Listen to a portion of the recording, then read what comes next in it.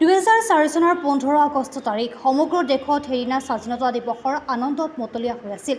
সময় 10 কেই ছেকেণ্ডমান পাৰ হৈছে। ধেমাজি মহাবিদ্যালয়ৰ খেলপথাৰত 15 আগষ্টৰ ৰং ৰহইচ। উৎকট গৰমৰ বাবে এজাক কণকণ মইনাই গমাৰি গছ জোপাৰ তলত গোট খাইছিল। হঠাৎ বিকট শব্দৰ কঁপনিৰে প্ৰচণ্ড বিস্ফোৰণ। হাহাকাৰ পৰিস্থিতি। দৌৰা-দৌৰি খেলপথাৰত গোট খোৱা মানুহবোৰ। কি হৈছে কোনেও ক'ব পৰা নাই। মাত্ৰ বোমা বোমা মৰিলে বহুত মৰিলে ঐ।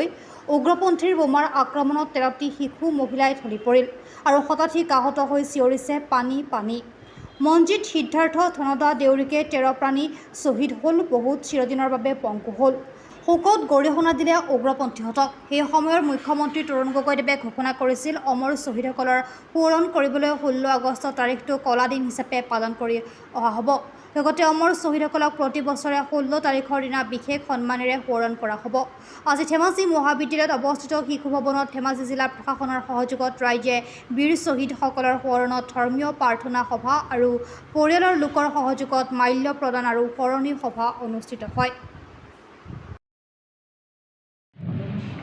2004 চনৰ 15 আগষ্টত মোৰ ল'ৰা সিদ্ধাৰ্থ তেওঁৰ কিবা হৈছে। তেতিয়াৰ পৰা এই দিনটো আহিলে যেন মনত শোকে খুন্দা মাৰি ধৰে।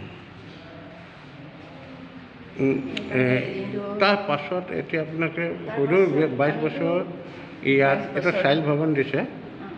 আপোনালোকে চৰকাৰৰ পৰা তেতিয়া যিখিনি পাইছিলে তাৰ পাছত এতিয়া চৰকাৰে কিবা আপোনালোকক দিছে নেকি?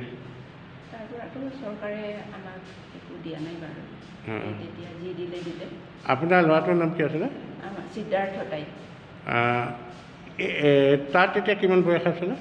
তেতিয়া 10 বছৰ। পঢ়িছিলে ক'ত? পঢ়িছিলে SFS ধেমাজি SFS স্কুলত ক্লাছ 4ত আছিলে। সেই দিনটো যিটো দিন 2004 অগ্নি আটাইতকৈ বেয়া এটা দিন, সেইটো আপোনাৰ অকণমান মনত আছে নেকি? মনত আছে, কেলৈ নকৰিব। সেইদিনা আমি ততেই ধৰিব নোৱাৰিলোঁ। আমিতো ঘৰৰ পৰা স্কুললৈ বুলিহে পঠিয়ালোঁ। SFS স্কুলৰ পৰা ইয়ালৈ ধেমাজি কলেজৰ পেৰেড গ্ৰাউণ্ডলৈ আহিবলৈ সিহঁতক অনুমতি দিছে বুলি সিহঁতে গ'ল স্কুলৰ পৰা। আপোনাৰ উগ্ৰপন্থীৰ আক্ৰমণে হওক বা যিকোনো আক্ৰমণত যিসকল মানে শ্বহীদ হ'ল সেইসকলৰ প্ৰতি আজি আপুনি কেনেকুৱা কি মত পোষণ কৰে?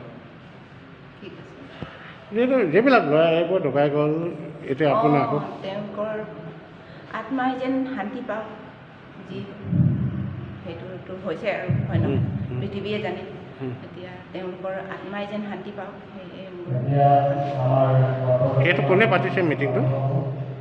সেইটো কোনে পাতিছিল আমিতো নাজানো নহয়। এতিয়া এনে জিলা প্ৰশাসনে পাতিছিল বুলি গম পাওঁ।